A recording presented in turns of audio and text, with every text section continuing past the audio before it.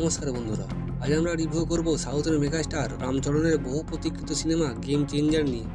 RRR এর পরে রামচরণকে নিয়ে প্রত্যাশা তুঙ্গে ছিল, আর এই সিনেমা কি সেই প্রত্যাশা পূরণ করতে পেরেছে, নাকি এটি আরেকটি প্রচলিত মাস মুভি হয়ে রয়ে গেল? আসুন পুরো গল্প বিশ্লেষণ করি আর এক ঝলকে দেখে নিই শঙ্কর স্যারের নতুন ম্যাজিক। শঙ্কর স্যারের মাস্টার স্টাইল গেম চেঞ্জারেও তিনি তার সেই পরিচিত ফর্মুলা নিয়েছেন। জনগণের আবেগ, রাজনীতি, দুর্নীতি আর এক সিঙ্গেলে হিরো শক্তিশালী লড়াই। এই পুরনো ফর্মুলা কি এই নতুন প্রজন্মের দর্শকের মন জয় করতে পারবে? এই সিনেমার গল্প শুরু হয় একজন সাধারণ মানুষের জীবন থেকে। তিনি রাজনৈতিক পরিস্থিতি আর সমাজের অন্যায়ের বিরুদ্ধে লড়াই করছেন। গল্পের রামচরণ একজন সাধারণ মানুষের চরিত্র অভিনয় করেছেন, যার অতীতের ব্যথা আর বর্তমানের সংগ্রাম পুরো মুভির চালিকা শক্তি। শঙ্কর স্যারের মুভির একটি বড় পয়েন্ট হলো মানুষের আবেগকে ধরতে পারা, আর এখানেও তিনি পুরোপুরি সফল। অভিনয়ে রামচরণকে নিয়ে কোনো সন্দেহ নেই, তিনি আবার প্রমাণ করেছেন কেন তিনি সাউথ মুভির অন্যতম সেরা অভিনেতা। মুভিতে তার চরিত্রের দুই দিক ছিল, বর্তমানে সংগ্রামী মানুষ আর অতীতের এক হৃদয় বিদারক গল্প। বিশেষ করে ফ্ল্যাশব্যাক সিনগুলোতে তার অভিনয় আপনাকে কাঁদিয়ে ছাড়বে। তবে সিনেমার আসল চমক ছিলেন এস সূর্য।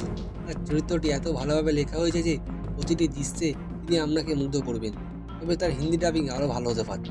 এছাড়া সাপোর্টিং কাস্টের মধ্যে কেউ খুব একটা বেশি নজর কাটতে পারেননি।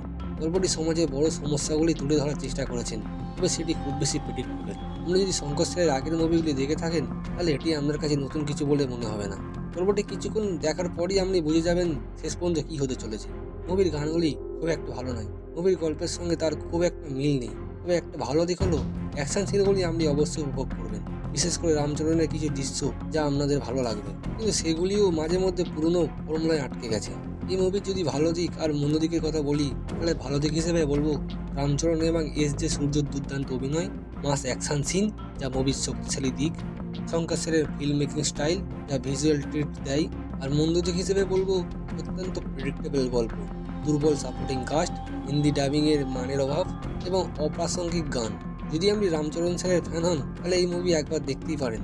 গেম চেঞ্জার এমন একটি সিনেমা যা আপনাকে একবার দেখে বিনোদিত করবে, কিন্তু আপনার মনে দীর্ঘস্থায়ী প্রভাব ফেলতে পারবে না।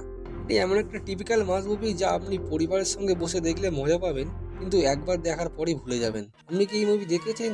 যদি দেখে থাকেন, আপনার মতামত কমেন্টে জানাতে ভুলবেন না। আমাদের ভিডিও ভালো লাগলে লাইক, শেয়ার এবং সাবস্ক্রাইব করুন।